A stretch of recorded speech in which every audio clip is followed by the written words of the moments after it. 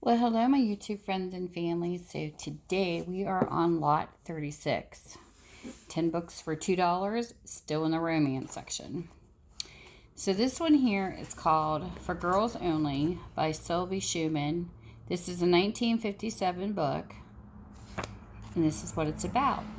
What are girls made of? Dreams and schemes. And in these 11 best short stories, girl meets dreams and schemes. Dreams should be private, and schemes, well, boys should never be permitted to know about a girl's schemes. So that's why this collection is for girls only. Short and sweet. This is what the book looks like. It's got a little piece missing in the front and a little tear right there. And this is what it looks like.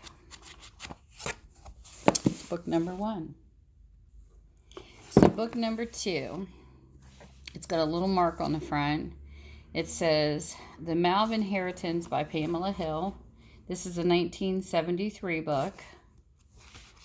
It's got various rating, well-loved book. This is what it looks like.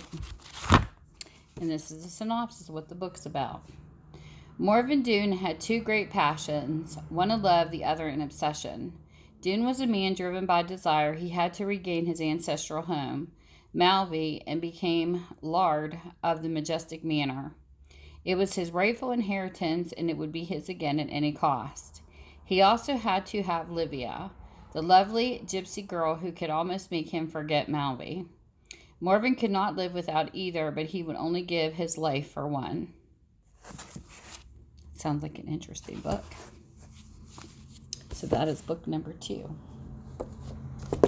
Book number 3 is called Love Unmasked by Courtney. It's a copyright of 1979. It's got like a hole puncher in it. It's funny because even when you get to the 5th page, it's even aged where the hole punch was. That's what this book looks like. And this is what it's about. The Duke of Luxembourg, that was what Charles Summerford intended to be, and he intended that the beautiful lady Lucinda should be his bride. But Lucinda was in love with a man whose entire face she had never seen. His hair was blue-black, his eyes gray, and his lips burned as they kissed her hand, but he wore a mask on those fateful occasions when he had come to Lucinda's aid, saving her from the clutches of a highwayman and the embrace of an unwelcome lover. Could he now save Lucinda from marriage to a man she despised? Or would she become disappointed duchess with only dreams of what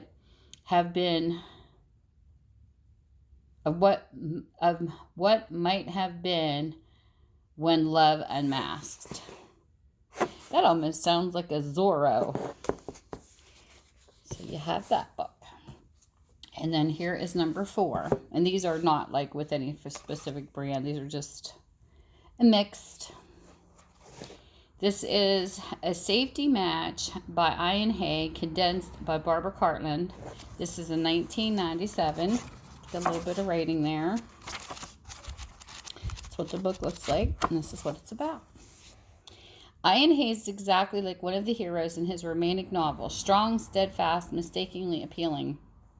The brooding, passionate aristocrat and the young heroine in A Safety Match make it a love story you'll always remember, as I have for many years. From the Library of Love. And book number 5. We have 1982 is the copyright. It's called Silver Sundown by Marteen D. Graham. It's got a little mark right there. Little writing right there. Lots of aged pages in between. And this is what the book's about. So you can get a ship on the back. 7 Seas, One Passion. She was only 16, a young woman dressed in boys' clothing, at home in a man's world, a captain of the Highland Swift. She blazed a trail of adventure from the exotic Hawaiian Islands to the rugged Canadian coast, from the state shores of England to the lawless Texas flatlands. Catherine Swift, the blood of a proud Scotch seaman, of fiery South Seas beauty mingled in her veins. She was bold and free, yet destiny bound her to Ty Gallant, a rogue and adventurer. Only he could match her wild spirit, still the storms of her turbulent heart, and bring her home at last, a woman in the tender passion of Silver Sundown. Now that sounds like a cool romance book. Adventures on the High Sea. So then we have number 6. This is called Promise Me Forever by Debbie Macomber, and this is a 1985 book. And this is what it looks like. And this is what it's about. Sloan Whitaker was resentful and mad as hell with the world. Frustrated by his slow recovery following an accident, this proud young man had chased off everyone who tried to help him. He was a prisoner to his bitterness, convinced he could never walk again. Joy Nelson had been there herself, and she understood the battle Sloan had to fight. But it was a battle she knew he could win. All he had to do was start believing as a therapist. That was all she wanted. As a woman, Joy feared once he walked again, the love that had grown between them would be left behind. So there's that book.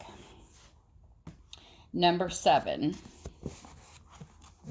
This one's called Swan's Chance by Celeste DeBlasis. This is a 1986. This is what the book looks like. And this is what it's about. This is a nice thick novel. Wild Swan, it was their land, the foundation on which Alexandra and Rain Falconer had built their lives and fortunes. Now civil war threatens all. As Alex defends Wild Swan and her thoroughbred racehorses, as Rain battles to preserve his shipbuilding empire, it falls to a new generation, falls, to keep the cherished family bonds and heal the wounds of a struggling nation. Morgan, the eldest son, pursues adventure with the Union's naval intelligence, but finds bitter reality in the infamous prison in Andersonville. Nigel shares his medical skills with the poor, but marries a woman who tears the family apart. Blaine fights for justice, though the world is in flames, and strives to keep his daughter safe from war, even as the raging conflict overturns not only young men's lives, but the women's as well. Flora, a strong-willed daughter, leaves tragedy behind to launch a campaign for women's suffrage. Jincy, the fiery granddaughter, risks her life on the Underground Railway and emerges as a fighter, healer, and peacemaker. Here is the unforgettable story of a family whose lives mirror their country's turbulent growth, a vibrant and authentic panorama of its times. That sounds like a nice intrigue story. And this one is number 8. We have The Arrangement by Lynn Stone. This is a 1997. The little white out mark. Little mark right there. This is what the book looks like. And this is what it's about. Which was the true Jonathan Chadwick? The childlike innocent or the sophisticated cynic who despised society? Whatever the man's mysteries, Catherine Wainwright was determined to uncover them, especially when her incessant questions uncovered a passionate soul that she found herself helpless to resist. Jonathan Chadwick swore he could not exist a more maddening woman than Catherine Wainwright. The cheeky writer for an outrageous gossip sheet seemed hell-bent on destroying him, and the desire that flared between them was becoming impossible to ignore. The Arrangement. Then we have number 9. This is Romance Stories by A.L. Furman. This is a 1965. Couple of spots. What the book looks like. This is what it says. It was her first formal dance. There'd be a stranger, tall, dark, and handsome. He'd asked to meet her. The secret hopes and dreams of young girls are captured by the authors of these stories. Some are tender and touching, others are gay and humorous. And each is true-to-life tale of a girl caught in the wonder of first love in the teenage world of dances, parties, proms, and college weekends. You will enjoy reading about your familiar world of schools, dates, and clothes in this collection edited by A.L. Furman. You will share the joys and heartaches of young people emerging from childhood and awakening to romance. And the 10th book we have, and this one is called Forever in His Arms by Penelope Neri. This is a 1991. This is what this book looks like. I can get in here. First page is like a little curled.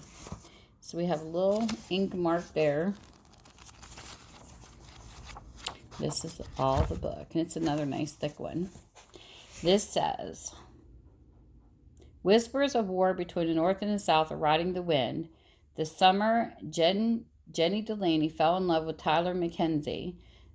But high in the Smoky Mountains of Tennessee, it was still possible to believe in fairy tale endings, even though Jenny knew in her heart that the blood feud between the Delaneys and the Mackenzies were inescapable as the coming war. Time was fast running out for secret trysts and lovers' dreams, and she would have to choose between the life she held so dear and the man whose passion made her burn as brightly as the evening star. It looks like a good book, too. I like that hat. So anyways, if you're interested in this lot, this is lot number 36, and that's what you send me a message with. And you can either email me or you can message me through Facebook under Minda's Bookstore and more. And with that, thank you for spending your time with me. And you guys have a great day. Bye. Mwah.